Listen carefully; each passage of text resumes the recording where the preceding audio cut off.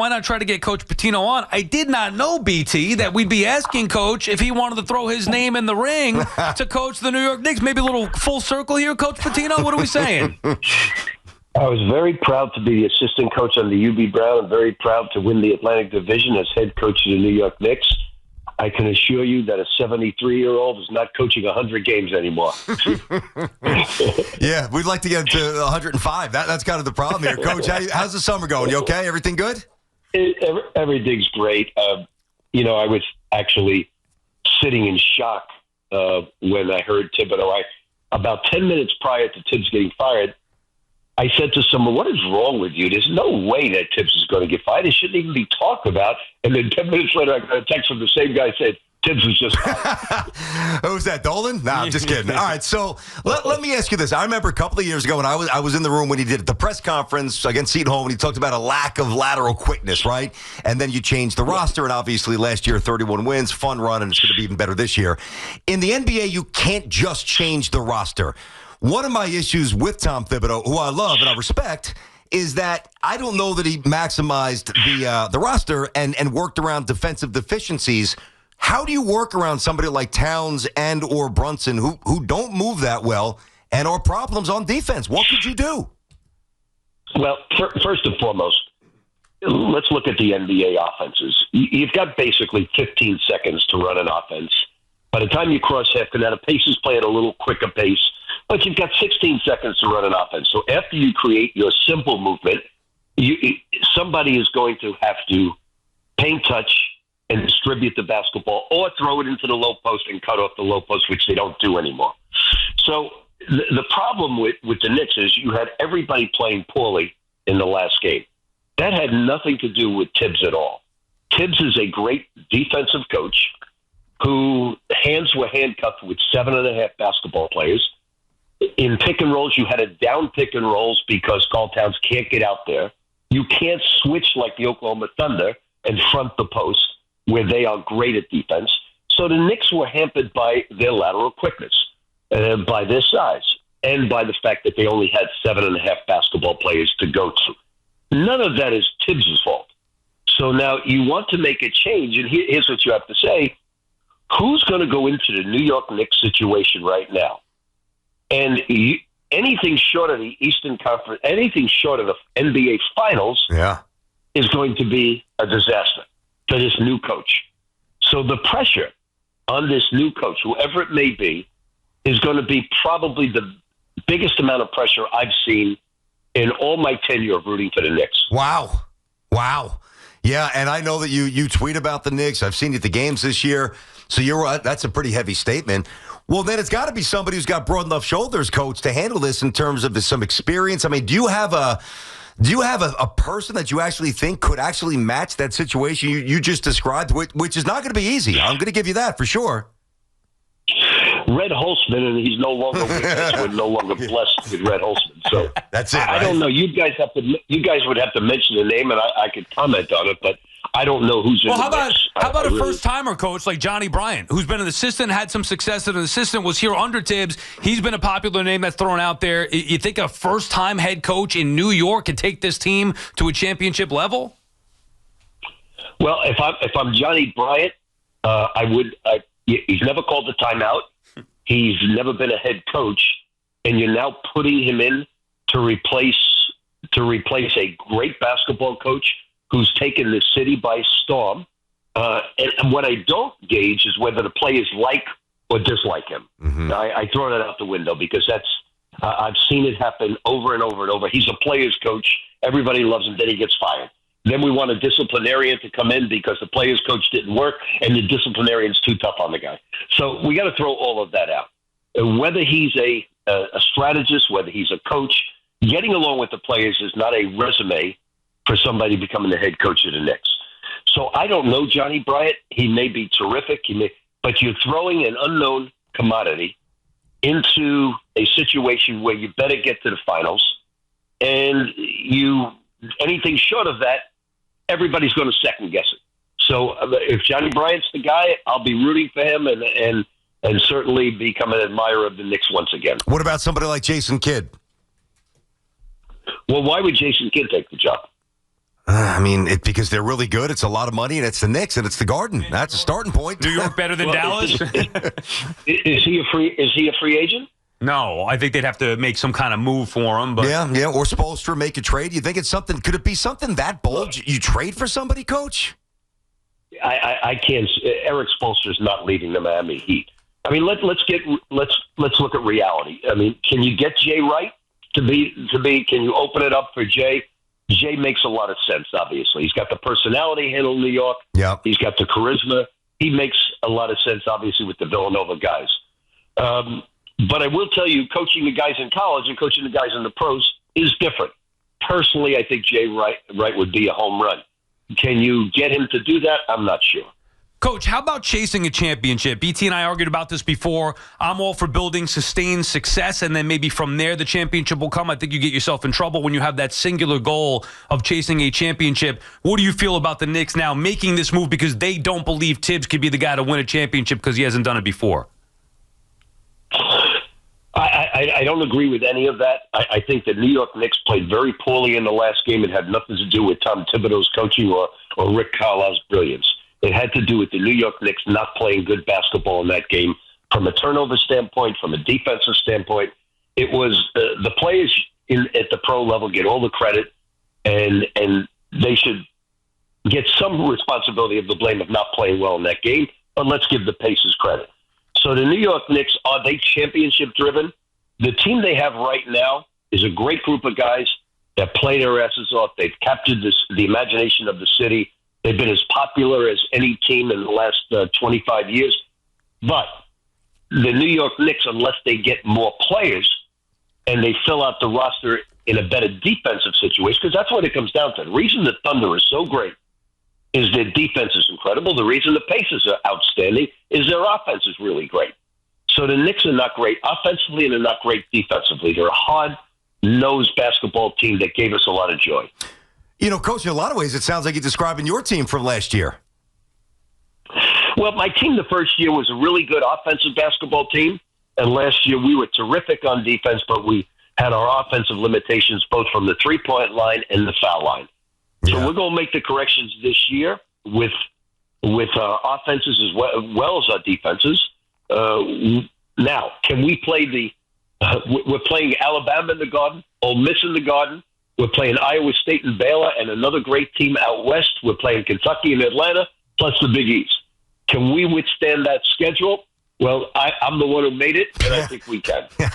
How long did it take to get over the Arkansas loss? I know the players are different than you guys. How long? I'm sure it's still with you to an extent, but how long did you walk around with that feeling? You know, look, I've been in 7 Final Fours and been blessed with great players playing in that. I don't feel we were a great basketball team last year. I felt we were a great defensive team. And if one player is shooting, say, 3 for 17, the other player is shooting 1 for 10, you got to give Arkansas a lot of credit with the defense they were playing. So this year, we're going to move forward. I think we've made the corrections offensively to our basketball team. We're better from the three-point line. We're better from the foul line. BT and Sal on the Fan. We're talking with Coach Rick Pitino here on the day the Knicks, yesterday the Knicks moved on from Coach Tom Thibodeau. Good day to have Coach Pitino on. You mentioned the Knicks need more defense. What about their star players, Coach? I feel like, and you're better equipped to answer this certainly than I am, so I'm going to ask you. I feel like the NBA is a star-driven league, and they'll only go as far as their stars can take them. That's why I blame, first and foremost, Karl-Anthony Towns. Do you think that Jalen Brunson and Karl-Anthony Towns can be a championship duo together? Okay, I say this. I think Karl-Anthony Towns can become a great NBA basketball player. Does he have limitations? Well, there are a lot of great players. Jokic has limitations on a pick and roll as well. Now, Karl-Anthony Towns is not Jokic. So a lot of NBA players have Shaq, as great as he was not a great pick and roll defender. So if I had to take Karl-Anthony Towns, if I was the head coach of the Knicks, which I would never wish myself that at this stage in my life, I will say this. Karl-Anthony Towns needs to get down to 8 or 9% body fat. He needs to get his body in phenomenal shape, and he will enhance his game at the defensive end tremendously.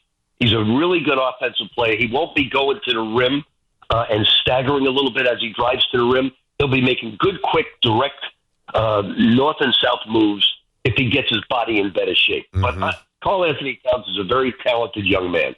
So, and for people saying we need to trade him, you're not going to trade him because you're not going to get exactly what you need. So he's here.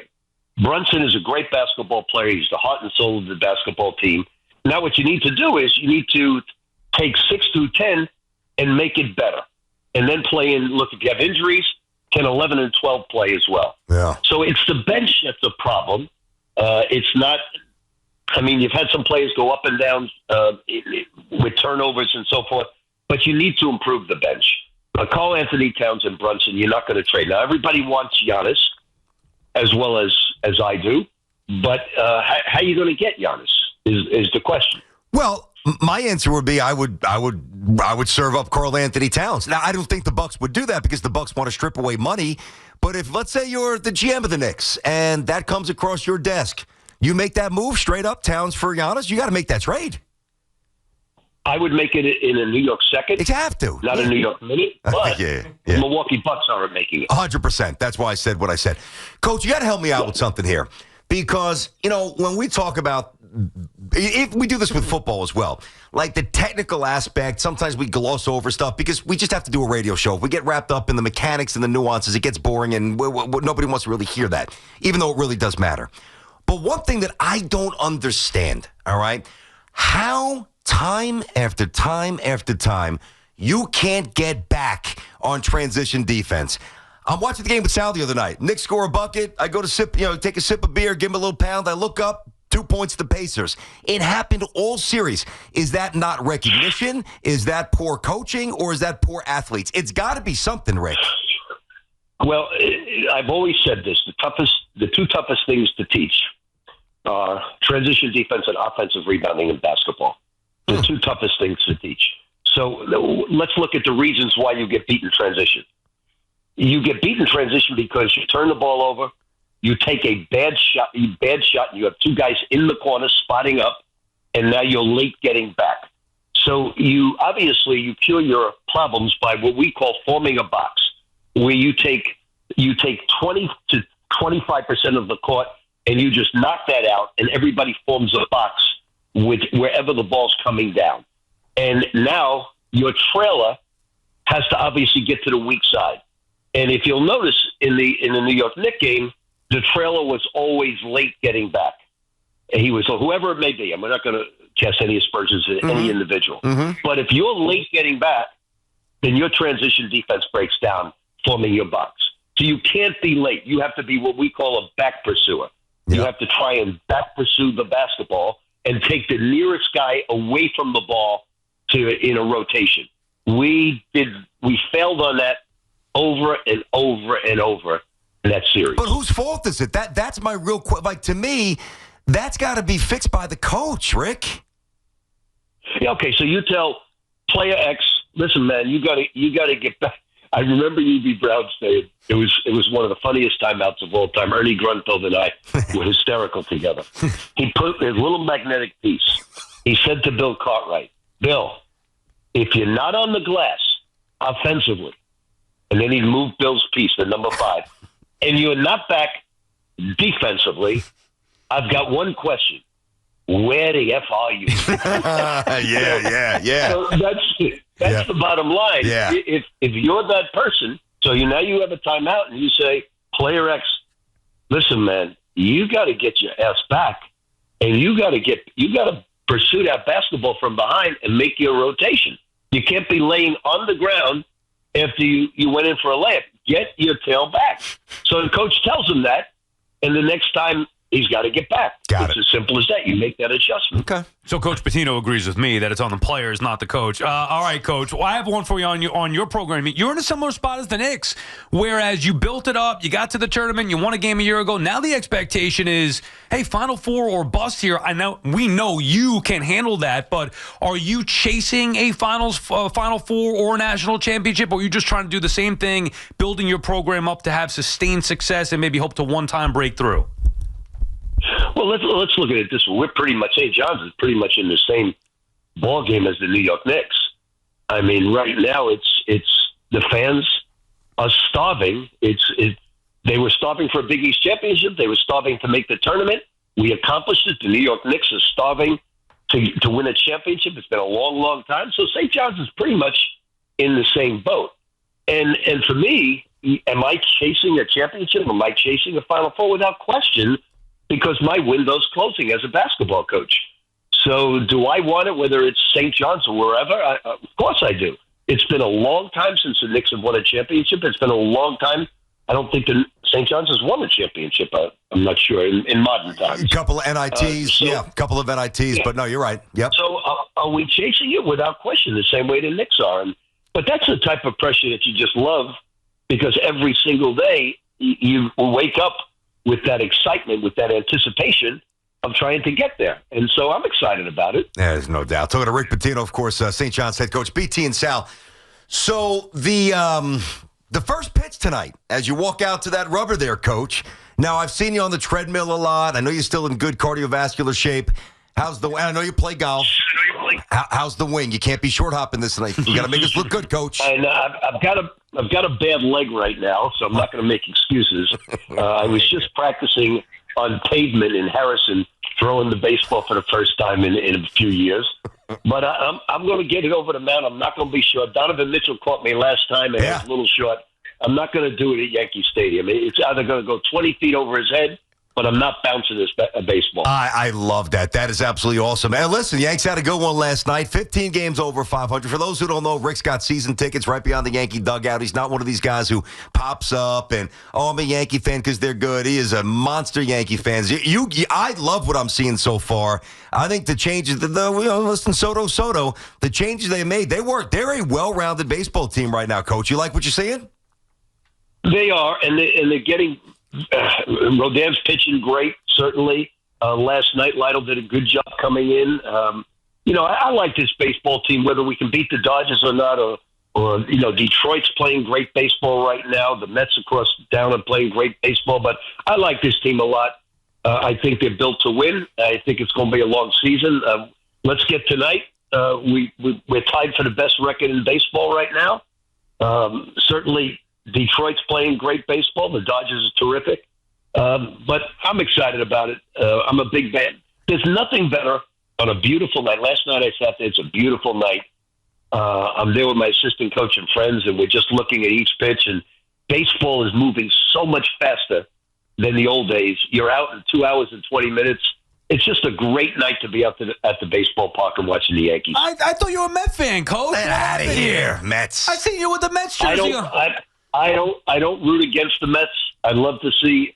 I have family members that root for the Mets. That they're big Met fans. I don't root against the Mets, but I love the New York Yankees, and certainly I'm a diehard Yankee fan since the late '50s. You got that right. All right, I got one more for you. I can't not ask you this. So, you've talked about this publicly. I'm curious, Coach, and I know it's a year-to-year evaluation, but any more clarity as to how long you really think you can or want to be the head coach at St. John's? It's a different job these days with the portal. There's a lot of hustle, and it's very different. I know you're a youthful 72, but you yourself have said, I'm 72. How much longer do you think we get out of Coach Pitino with the Johnnies here? I don't think when you're talking to someone in his early 70s, I don't think you say it's 1 year, 2 years, 3 years. I just say the Lord has blessed me so far with decent health.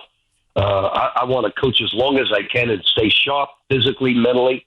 But I just don't know what I would ever do without basketball. That's the problem I had. I did spend 2 years without basketball, and in the end, I didn't like my life very much at all. Yeah, it was a good life. I was down in Miami. It was a good life, but I'm an average golfer. I'm an average tennis player. I'm an average everything outside of coaching basketball. So I love being around young people, trying to get them to reach their potential, trying to get the team to reach their potential. It's exciting every single day. I drive to Queens, not necessarily to drive, but when I arrived there at St. John's, I can't wait to work the players out. Can't wait to see what we can accomplish this year. So I'll take it year by year and hope for the best. You think RJ's going to get drafted? RJ, I know there was a lot with me not playing him. I coach to win, and in that situation, I was putting the guys on the court I think could help us win the game. RJ, I think, is going to be a great pro. I think people are going to make a mistake if they don't draft him. I think he will get, without question, a two-way contract. I think, as well as Kadari Richmond. I think Kadari Richmond will be an outstanding pro.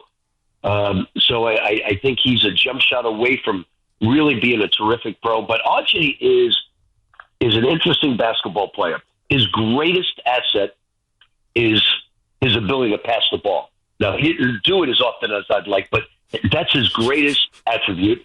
He can also score. He can also block shots. He's a great rebounder. He's a great one-on-one defensive player. And here's the thing that people really don't understand. He's a phenomenal young man. Yeah. He's a great, great young man. So he's got all the twos to be a terrific I wish the Knicks would draft RJ, because RJ can play for the New York Knicks. He really can. So I'm a big RJ fan. He was great for us. He was the MVP of the Big East, but he's got tremendous talent.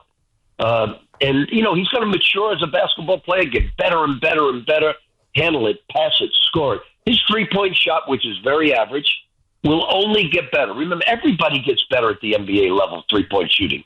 You know, guys that couldn't shoot the ball at all become really good three-point shooters at the NBA level.